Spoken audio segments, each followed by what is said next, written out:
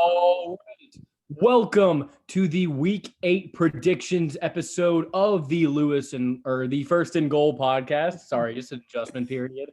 I'm your host, Lewis. Next to me is my lovely co-host, Laraib, as we will look forward to all the Sunday and Monday night games for this Week 8 slate. A lot of really good ones to talk about. So, Laraib, any comments before we get right into it?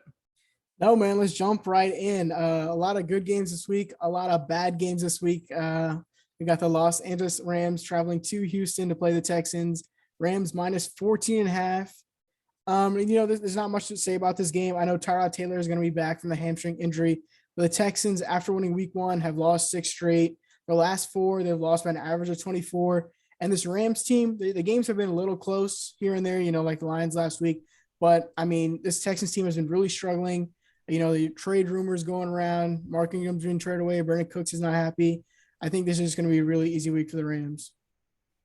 Yeah, and for the Texans side, of course, Tyrod Taylor making his return. I think that will make this game more competitive. But there obviously is a huge skill gap here. A lot of players in the Texans, a lot of trade talks surrounding a lot of their skill players, as you talked about, Brandon Cooks. Mark Ingram was just traded to the Saints yesterday, or when I was filming this Wednesday. And so there's a lot of, distress in the locker room. The Rams, like you said, though, they seem to like to play with their food a little bit too much in some of these games that should be gimmies. And, but I think this is a game that they had a really, a close game against Lions last week. I think they flexed their muscles on the road and they beat the Texans. I'm going to go ahead and say, I think the Texans will cover for my gambling friends out there.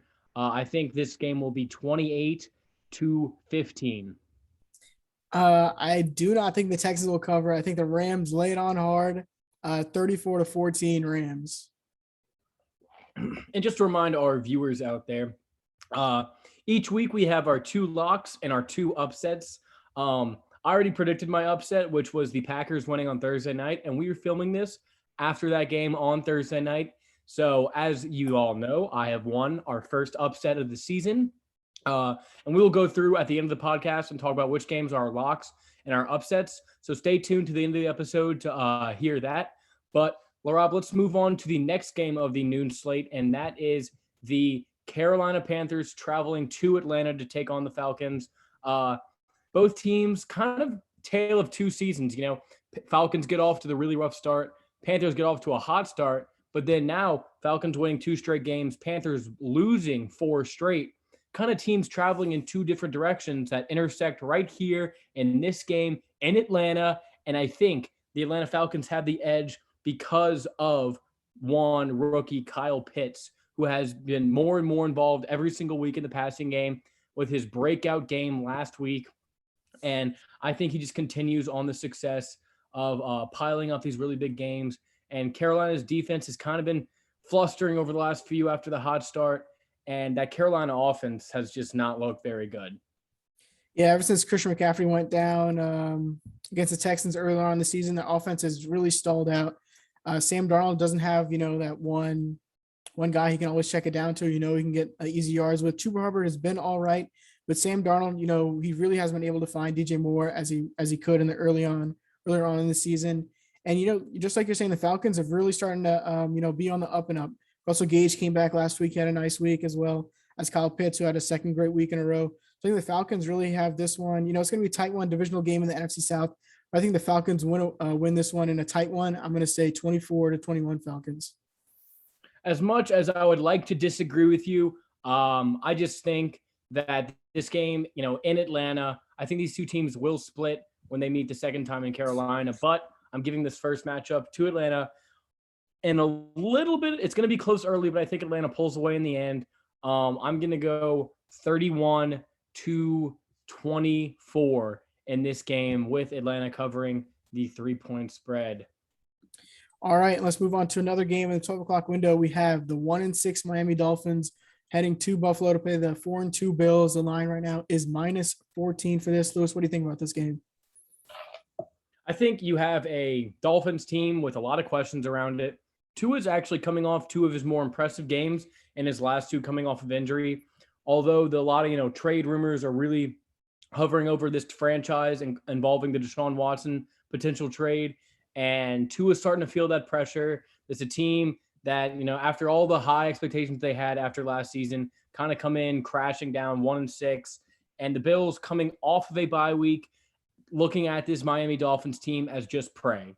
And I think this game is not going to be very close at all, following their week 2 matchup in which the Bills shut out the Dolphins at Miami. I don't think much is going to change. If that fall weather's starting to come around, Bills at home, I think it's going to be an absolute blowout. Yeah, I have to agree with you. The Bills have to be a little sick after that Monday night loss to the Titans a couple of weeks ago. But, playing against this Dolphins team, which has been really struggling, it is supposed to be a little rainy for this game. So, the Bills maybe won't score 50 in this one, but I still have them winning by a large margin. Give me the Bills 31-10. Yep. And I'm going to agree with you. I'm going to say Bills. I'm going to say they shut them out twice in one season. Give me 38-0.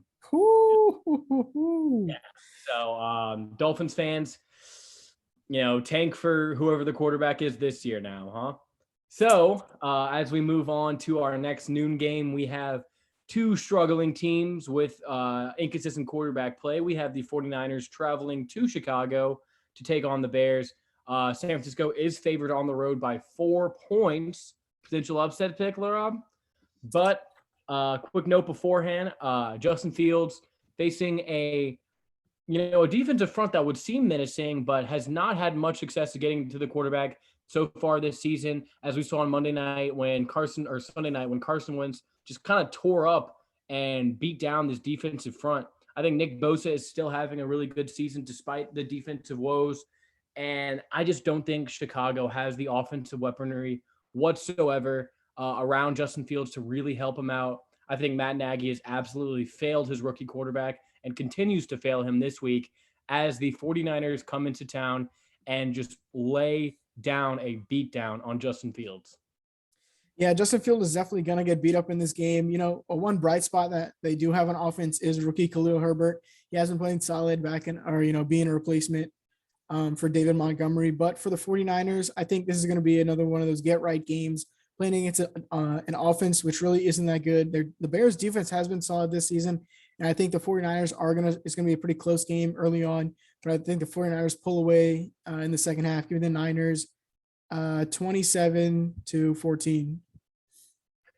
Yeah, I think this game is going to be low scoring. It is the lowest over-under of the week. In Chicago, cold weather, like I said, coming around. It's still going to be 58 degrees, not too bad, but the weather's starting to come around. So I'm going to take the 49ers in a really close, low-scoring game. Give me 17 49ers, 13 Bears on the road.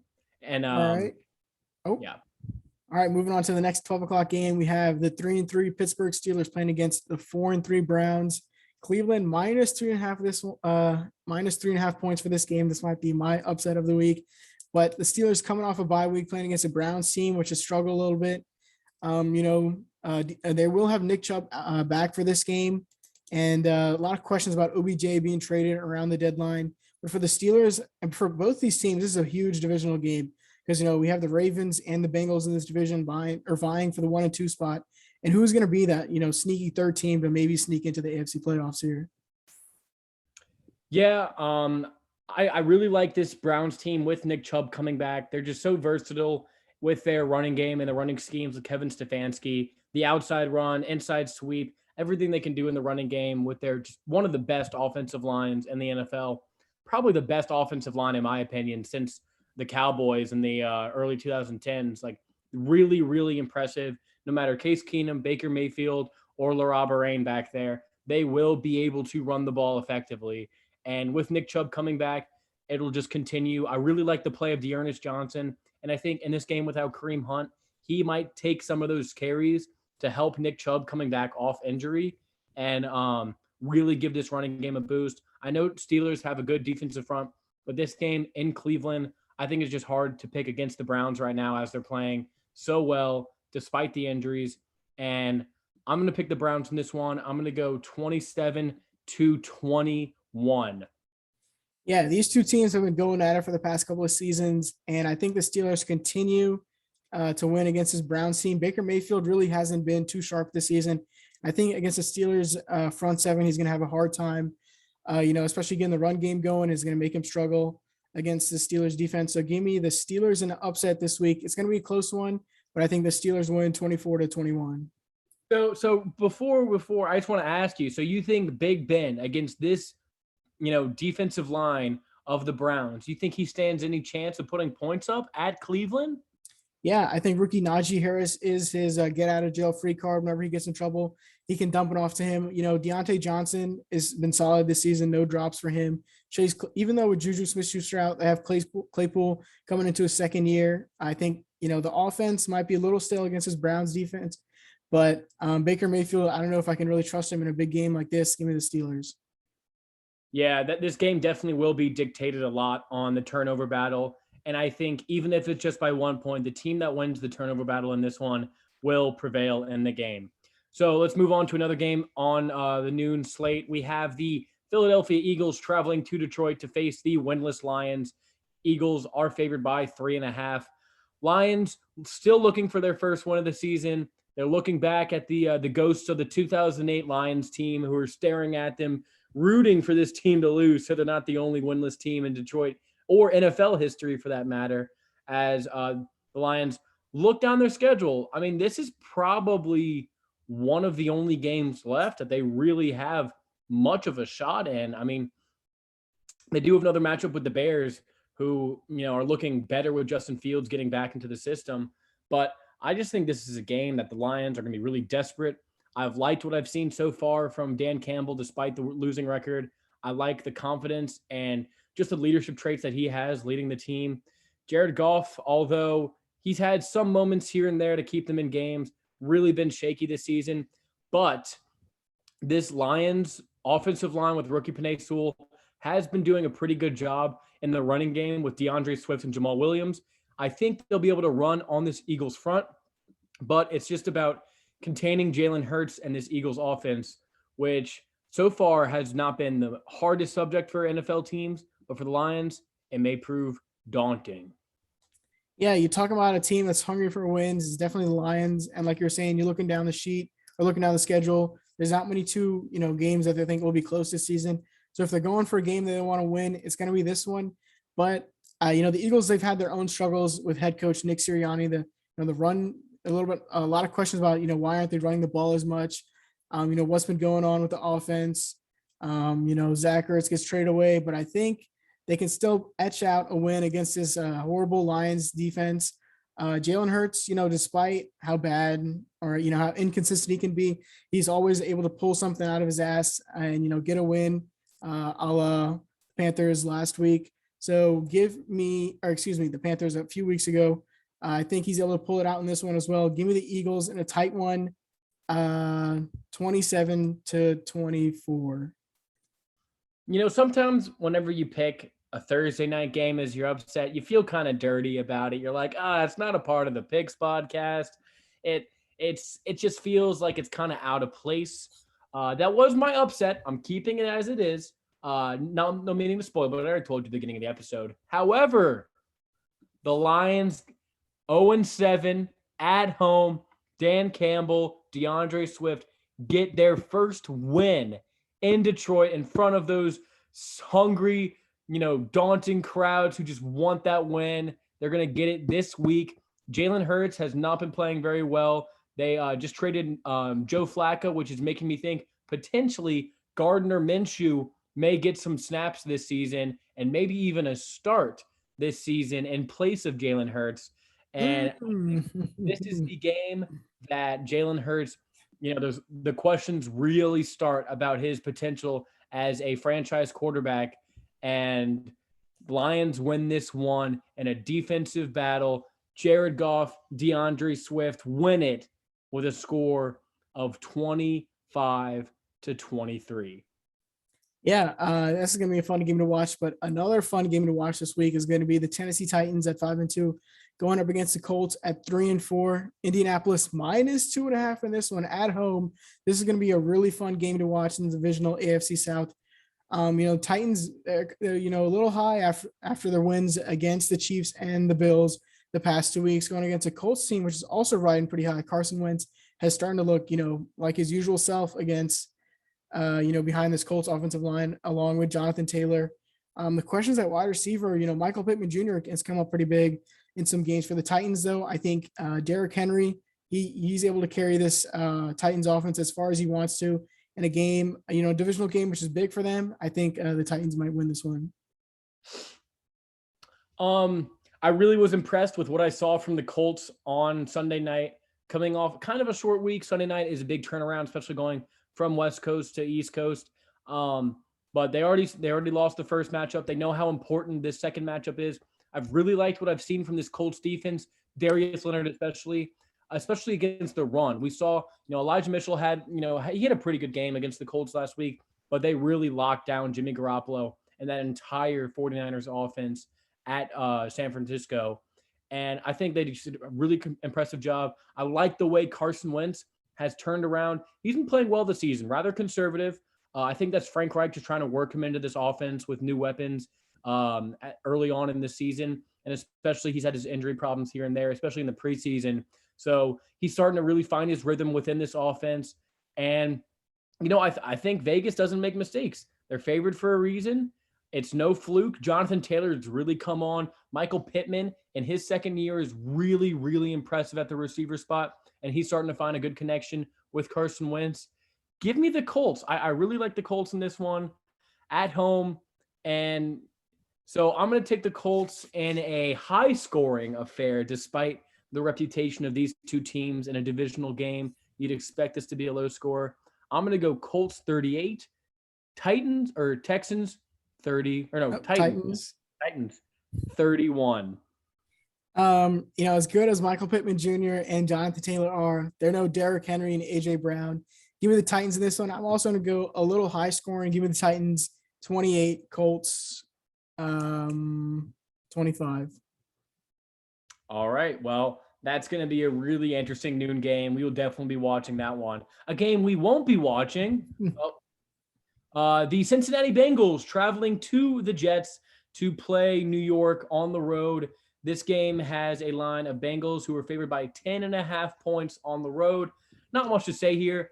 Bengals, you might have looked at this game before the season and said, I wonder if the Jets might have a good win here on their schedule. There's not a lot of wins you can make out for this team. But the Bengals, the biggest surprise of the season to some, with Joe Burrow, having one of the best quarterback seasons this season, and Jamar Chase absolutely lighting the league on fire. They continue their hot streak this week before they go into their bye week with a win at New York. This game does feel kind of trap game to me after coming off a really big win at Baltimore. You think their emotions are really high. They might be overlooking the Jets to go into their bye week. But I think they stay disciplined. Zach Taylor has really impressed me as a coach so far this season. And I think this defense, which I think you'll start to talk about in the start of the Jets story, really been impressive so far. So I like the Bengals covering the spread and winning this game. Yeah, for sure. And, with Zach Wilson out this week, the Jets offense is going to really struggle with quarterback Mike White in the backfield. Maybe Joe Flacco gets to start in this game. But no, the Bengals defense has been solid, especially what they did for the Ravens last week. And I think they continue this week, just like you were saying. Give me the Bengals in this one. I don't think it's going to be close at all. Give me Bengals 28, Jets 3. Yeah, it really is shocking that the Jets didn't have a better backup option behind Zach Wilson. We understand you draft him at number 2 spot. You wanted to get give him a lot of reps in his rookie season and let him build off of his mistakes. You knew it wasn't going to be perfect, but you still need to have a capable backup because quarterbacks get hurt. You don't know how rookies can stand in the NFL. So for them giving up assets to trade for a quarterback like Joe Flacco, the Jets are going to jet. And that's why I think the Bengals are going to win this game. Give me 38-3. I like the Bengals on the road and a big statement win as they head off into the bye. All right. I'm moving on to the 3:00 window. We have the 1-5 Jacksonville Jaguars playing against my 2-5 Seattle Seahawks. The line for this game is only -3.5. And, this game is going to be a lot closer than, you might have thought when the season started. Geno Smith really struggled, throwing the ball. The questionable play calling from the Seahawks. A lot of questions about what's going on with Pete Carroll. Is this his last season? But going against a Jaguars team who, hasn't been too hot all season long. A lot of questions about Urban Meyer. Trevor Lawrence has been all right. He's had a little bit of interception problem, but James Robinson, he's come back. He's been the man this season, and they're going to try to run the ball on the Seahawks defense, which, gave up a lot of yards to Alvin Kamara last week. But I think the Seahawks, hopefully the coaching can get us through this game. I mean, Geno Smith, you got to win this game. Otherwise, the playoffs odds are already plus 400. And if we drop this game, we drop out of contention for the playoffs all the way through. But I think the Seahawks can pull this one out. It's going to be a tight one, but give me the Seahawks 28-24. Yeah, this game is starting to look like maybe Geno Smith can get his first win. A few notes on the Jaguars. After coming off a win, their first win of the season, beating the Dolphins in London, they still have not won a game on American soil since last August in 2020. I think – no, I'm not going to go that far. Oh, man.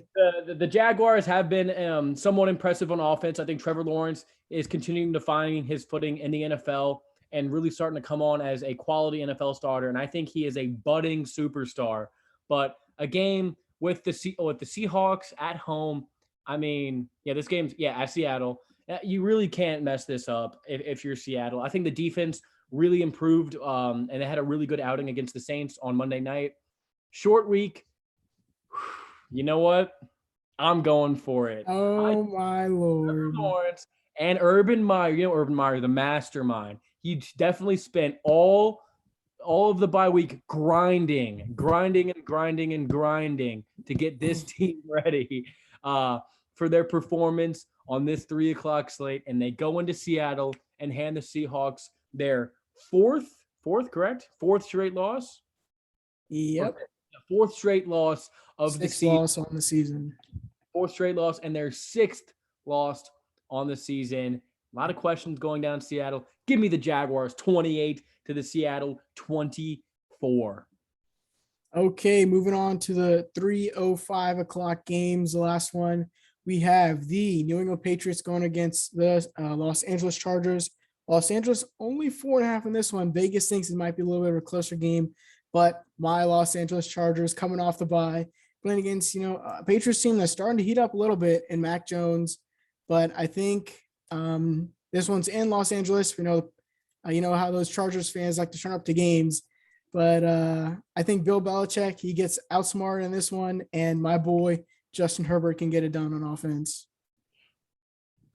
Yeah, I mean, New England, after a really close game in their last one, I think they use actually no, they blew them out. What am I talking about? After a really statement win against the Jets, I was thinking of the Cowboys game a few weeks ago. After a statement win against the Jets, I think Mac Jones has found his footing in the league. However, Justin Herbert is just an elevated step above, coming off a bye. I think this team is fresh at home, even though it's going to feel like Boston, Massachusetts, and Los Angeles on Sunday, with all the Patriots bandwagoners still riding the bandwagon. They might be Buccaneers fans by now, but I really like the Chargers coming off a bye. I think their offense had just so many threats to hurt you. And Hunter Henry revenge game, no one's really talking about that. He might have a good game here and there. I think this is going to be a high-scoring affair. I don't like the defense of either teams. Chargers rushing defense has been a problem all season, and I just think there's a few holes in that Bill Belichick secondary that Justin Herbert will exploit with their huge big play offense. Mike Williams, Keenan Allen, Austin Eckler, Jared Cook. There's just too many weapons to contain. So give me another close one for the Patriots, with the Chargers winning 35-31. Yeah, I agree with you. There's going to be a lot of points on the board in this game, but you said offensive weapons for the Chargers just don't compare, to what the Patriots are lacking in. I'm going to agree with you. Chargers in this one, it's going to be 30-20 Chargers. All right, so let's move on ahead to a 3:20 game on Fox. We have the Washington football team traveling to Denver and America's not watching game of the week. Both teams really disappointing defensive play, in my opinion, for both, especially Washington. You expected a lot more from that defensive front this season, and they just frankly have not delivered. Um, they're not very complex. They just kind of say, "Hey, we're better than you. We're gonna beat you," and that just simply has not been the case all season. Um, I do kind of like what their offense has been able to do despite inconsistent play with their running attack. Um, Heineke, it just seems like this team is, amid all the, scandals and things going around the organization. Ron Rivera's, this whole organization is just really questionable, and I don't like them going on the road to Denver, a historically really tough place to play. I think Denver is by far due for a win after dropping 4 straight games in a row. And I really don't trust either side of the ball for Washington to get it done at Denver. Yeah, the Washington defense really hasn't been what we thought it would be this season. Um, Antonio Gibson, he's been hurt all season long. Really hasn't been the guy he was last year. You can't help but root for Taylor Heineke. His story is just so good. And Terry McLaurin's been playing great this season. But for the Broncos, I think that defense is what really gets it done for them this game. And Teddy Bridgewater, as long as he can keep the ball safe, and Jerry Jeudy is going to be back for this game. So I think the Broncos can eke one out against the Washington football team and stop their 4-game losing streak. So give me the Broncos. And what might be a little bit of a close game is supposed to be raining for this one. So give me the Broncos 24-21. Yeah, a cold game and very, this is going to be a low scoring game in my opinion, despite like what I said about Washington's defense. But I think it's going to be low scoring at first, and then Broncos eventually just start to pull away in the end. So give me Teddy Two Gloves in the rain in a score of 28-13. Broncos have an impressive win against another NFC East team. But now let's move on to America's real game of the week, in which Tampa Brady and the Bucks travel on Halloween to the Saints in the Voodoo House of Horrors that is the Caesars Superdome now.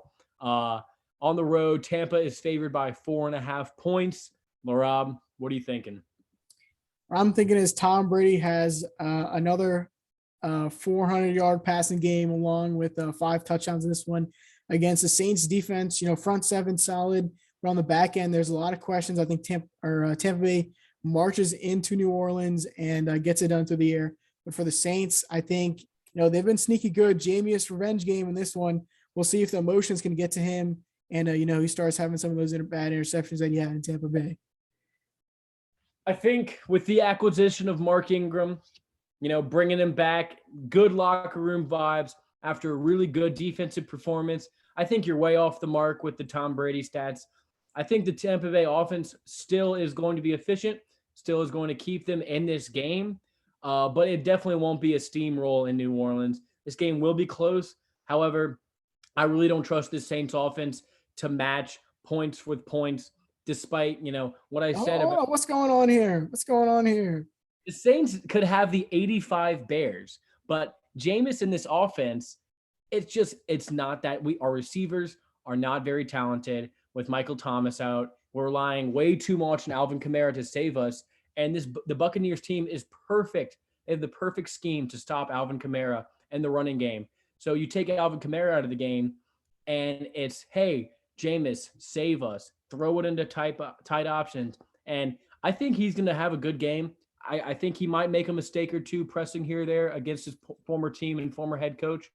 But in the end, I just think Tom Brady coming back to New Orleans after that playoff win, it's not going to be easy for him. Don't get me wrong. But I am picking the Bucks to win. Unfortunately, at New Orleans, I'm going to pick the Bucks to win 28-23. Yeah, I have to agree with you. The Buccaneers are definitely going to win this game. I think the ghosts come out and on Halloween and haunt Jameis after his career with the Bucks. Give me the Bucks in this one, 38-30. I can guarantee you the Bucks are not scoring over 30 points in this game. If I could put a bet by itself on that one, I would. However, we have nothing on that. So, but yeah, we both agree the Bucks will win, unfortunately, for my Saints. However, we move on now to the Sunday night game, a really, really interesting matchup and a surprising line. Laraib, if you can explain this to me, Cowboys on the road to face Minnesota. Minnesota favored in this game, 2.5, despite the Cowboys having 2 more wins and 2 less losses. Makes sense. Yeah, I can't make any sense of it at all, Lewis. I don't know what Caesars definitely has seen something that we have not. I know Dak Prescott was dealing with a leg injury. He was in a walking boot after that Patriots game, but I think no questions about him in this game on Halloween night. I think the Cowboys come out and they give the Vikings a good scare. We know Jay Jettas and Adam Thielen and Dalvin Cook will try their best on the Vikings offense to try to put up points against the Cowboys. But I think they're no match for Ezekiel Elliott and what Dak Prescott have been doing all season long. It all comes down to the 2 quarterbacks, in my opinion. Now, I kind of forgot about the Dak calf injury. It seems like he is going to play this Sunday. How well he's going to play, we don't know. But he's a warrior. He fights through these things. I think he's going to play well. Meanwhile, Kirk Cousins is playing in prime time. This is his first primetime game, correct, of the season? I'm pretty sure. Yes. Yeah, usually those Seahawks games that they play are always on a Monday night, but somehow the NFL rigged it this season to where they'd play not in prime time, so the Seahawks couldn't win for the 11,000th straight time against the Kirk Cousins. But Kirk Cousins in prime time, it is a game at home. Dalvin Cook has been on and off this season with injuries. So they still have a really good running game with him in the game. I love their receivers. It's just about him against, one of the best defensive players in all of football, Trayvon Diggs. How is he going to attack? Which receiver is he going to play? In my opinion, it would be smart to take away Adam Thielen and double Justin Jefferson on the outside and really make Kirk Cousins press to that third option. Who's going to step up for the Vikings offense, whether it be KJ Osborne, tight end Jack Conklin? They need a third option in the passing game because this is going to be a shootout, in my opinion. So I just really like what I've seen. I like what I've seen more from the Dallas defense than what I've seen from the Vikings offense this season, which is saying a lot because the Vikings offense is still a very impressive unit.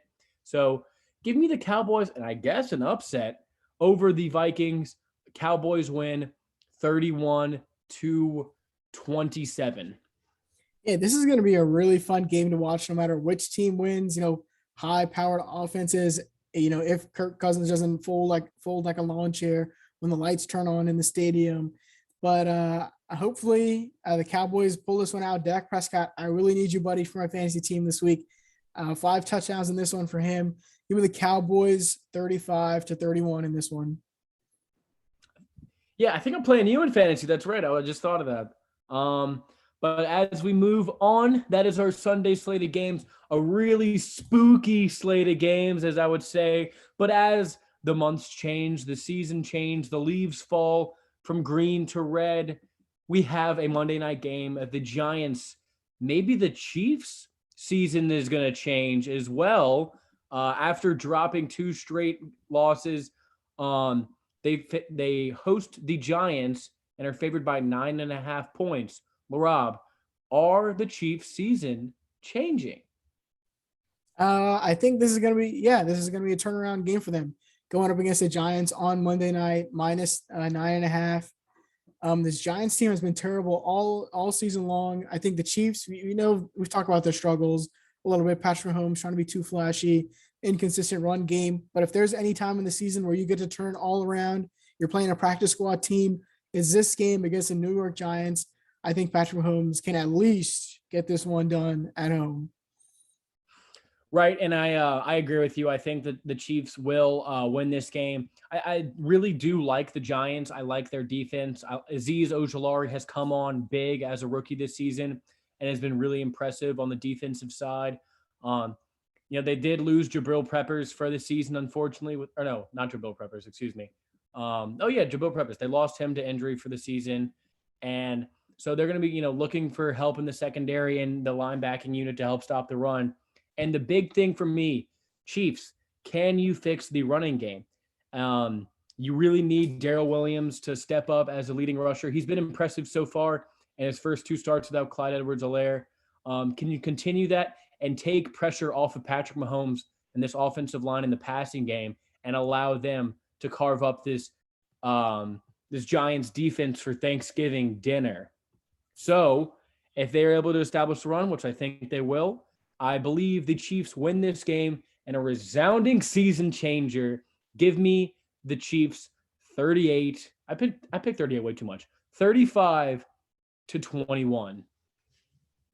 Yeah, I have to agree with you. The Chiefs definitely win this game handily. Expect a big game from all the big names and Tyreek Hill and Travis Kelce. Give me the Chiefs in this one. I'm going to go 34-17. All right, so those are all the games for the week. But before we go, we have to unveil our upsets and locks. As I've mentioned a few times, my upset of the week was the Packers beating the Cardinals on the road. They did win, so I have secured my upset. So, Laraib, will you unveil your upset of the week? My upset of the week, I already said it during the pod, is going to be the Pittsburgh Steelers -3.5, or against the Browns -3.5 for Cleveland. I think Big Ben gets it done in this big divisional game for the Steelers. And now, lock of the week, because I had my first pick, you have the first pick of the locks of the week. My lock of the week will be the Los Angeles Rams going up against the Houston Texans. We know Tyrod Taylor is going to be back, but there's no way they can keep up with that stellar Rams offense. Yeah, I absolutely agree. That would have been my pick if I went first. However, I am picking the Chiefs to win at home. And if they lose this game, there are going to be really big questions after a Monday night game. And you know who they play next week?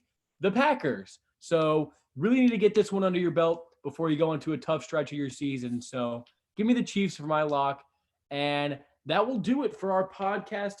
We really hope you'll have a very fun, safe Halloween weekend. Watch some football before you go trick-or-treating.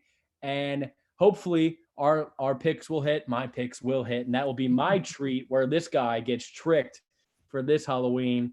But anything you want to say before we close out, Laraib? Now, hope everybody stays safe. We will be having our recap episode of all the Week 8 games coming out on Wednesday for you guys. So, be around for that. And I think, everyone stay safe this Halloween, and we'll see you guys on Wednesday. That episode is also going to drop after the trade deadline, so we'll have all the news and updates for you as well. So stay safe this Halloween weekend and watch some football. Peace. See ya.